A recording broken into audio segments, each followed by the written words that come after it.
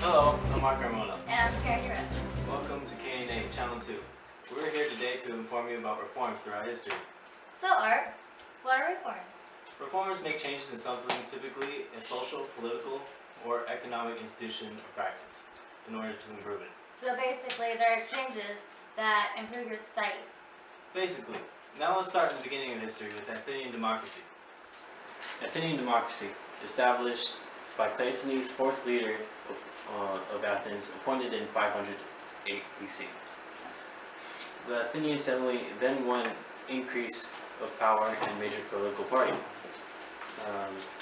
Athens citizens could belong to the assembly, making them equal before the law and freedom of speech.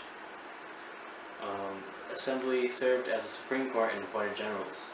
The assembly had a council of 500 whose membership was open to any citizen. Athens each year had a lottery to choose members of the council. They favored the lottery over the ballot due to thinking that every citizen was capable of holding office. Athenians believed election favored rich due to fame and training in public speaking. Athens juries contained 201 to 1,001 members. They believed more could prevent jurors to be bribed and threatened. The Constitution only affected 20% of Athenians who were citizens. This excluded women, foreign-born males, and slaves. Athenian democracy basically laid out our Western democracies. Now let's take it to Karen in the green room. Hello, we're here with Swiss reformers. This is Hydrix and Greeley. He's from the late 1400s to mid 1500s. Let us begin. How was your Protestant movement? Pretty good. It's been a long time coming.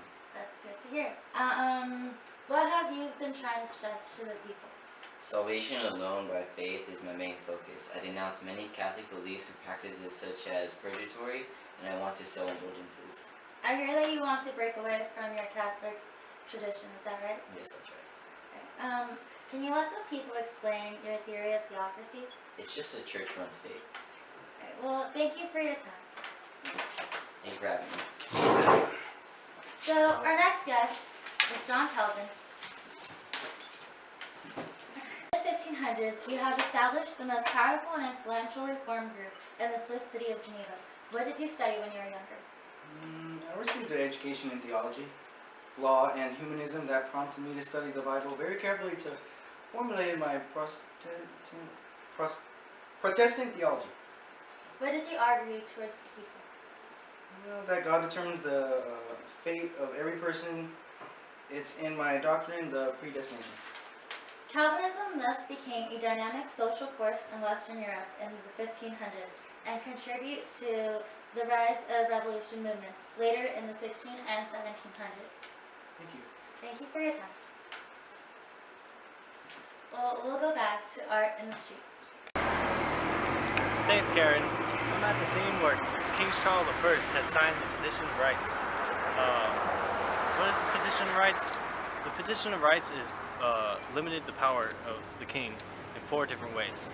First, the king could not force loans without Parliament's consent. Second, the king could not imprison anyone without just cause.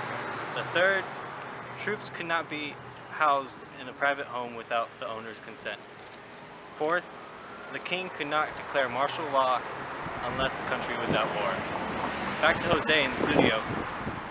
Alright, thank you, Art. I'm here with Nikita Khrushchev, a leader in the Soviet Union in 1955. Nikita, what was your speech about? My speech is about the cons of Stalin's laws. Interesting. And in that, you said thousands of loyal party members had been tortured and condemned to death or sent to labor camps? Yes. And accused Stalin of creating a cult of personality. Yes. Okay. What is de-Stalinization? I reversed Stalin's laws to make life better in the Soviet Union. Okay. Is there anything else you want to say to people? I understand that many of my citizens wanted to relaxation of government controls and to improve standard living. All right, thank you for your time. Thank you very much. All right, now back to you, Karen. Thank you, Jesus. Now we're here analyzing the South African rugby team of South Africa, the Springboks. They help unite the blacks and whites after the apartheid when Nelson Mandela became president. Nelson Mandela was born on June 18, 1918 in Transkei, South Africa. South Africa's Afrikaners started the apartheid. They restricted the whites and the blacks being in the same town as the whites, as the Afrikaners. Back to the newsroom.